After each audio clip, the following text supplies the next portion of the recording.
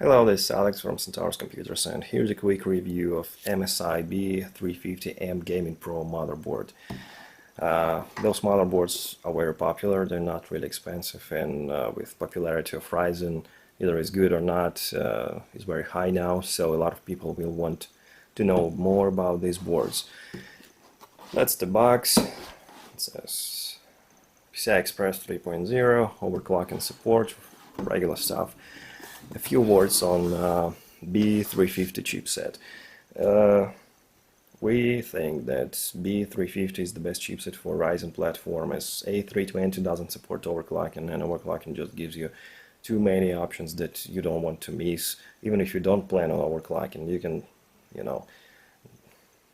undervolt your processor to make it cooler, for example, but you need overclocking features for that.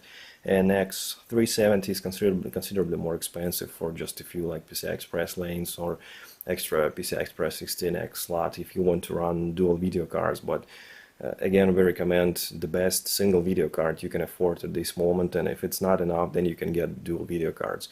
So for most people, B350 is going to be the best choice, considering all the options it offers, the performance, overclocking, and everything else. Here in the back, DDR4, 1.6 DDR4 performance. Well, that's nothing, just two DDR4 slots here, which is not excellent. Steel armor, which is we really love it on MSI boards. You can see it's a steel reinforced PCI Express 16X slot for heavy video cards, and it helps a lot. Turbo M.2, 32 gigabit per second high speed, so it supports NVMe SSDs. Mystic light extension, extend your style. There is a 4-pin connection for different LED kind of lights, and you can choose your own color.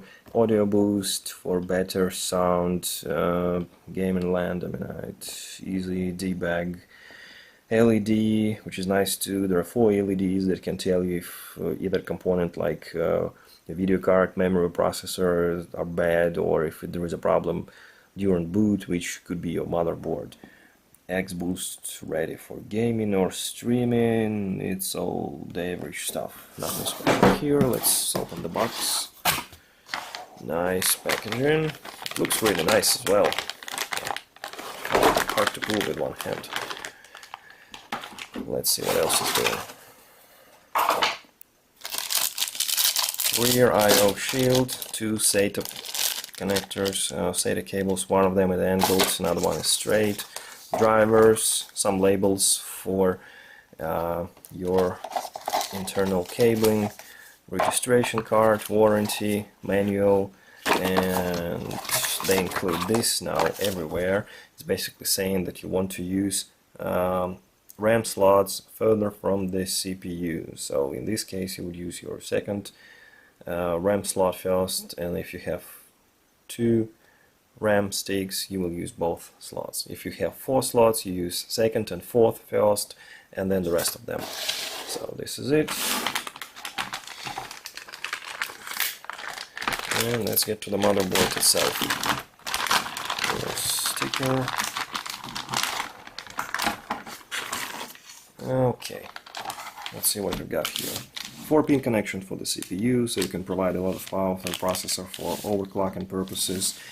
Regular AM4 socket, you can remove these screws and leave the backplate for stock AM4 coolers. 2 RAM slots, and as far as I remember, it's 3200 MHz RAM support. 24-pin connector for power. SATA 1, 2, 3, 4. Either vertical or horizontal location here. Just 4 ports, well, it could have been 6, but usually 4 is enough for most people, especially since most don't use like DVDs or anything, and 1 SSD and 1 hard drive is going to be just perfectly fine. Heatsink, that reinforced PCI Express slot, really nice here, M.2, that supports all the possible length of it. USB 3.0 front panel connections. Okay, it's really hard to see that red printing on black, but this top 4-pin connector here, this one is going to be for LEDs, like Aura lighting for Asus and Mythic light on MSI, and if you got a stock cooler for this processor, like Spire, Wraith Spire, it has got LEDs and you can control the lighting on it, and that's where you will want to connect it. And pretty much the same connector, but that's gonna be your little 4-pin speaker. 2 blocks of USB 2.0 connectors, so you can add 4 more USB 2.0 connectors, LPT, another fan connector here, audio. As for the fan connectors, it's not much, just your CPU fan connector here, one CPU, system fan 1 connector here, and system fan 2 here. So 2 system fans and 1 CPU fan, which is not a lot. Okay, what else is here? You can use these 2 PCI Express 1X slots for expansion cards. Nice heatsink here on the front.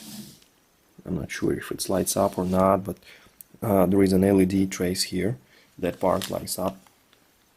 And USB 2.0 connectors, PS2, VGA, TVI, HDMI, and 4 3.0 connectors with Ethernet and audio. Again, it's a very nice motherboard. It's micro ATX, so it will fit in pretty much any case. Very nice, nice looking, quite a few features, and given its low price, it's one of the best choices. Hopefully, it will not give us any problems in the future, like stability problems or anything, because we really like that board so far. Thank you for watching and have a great day.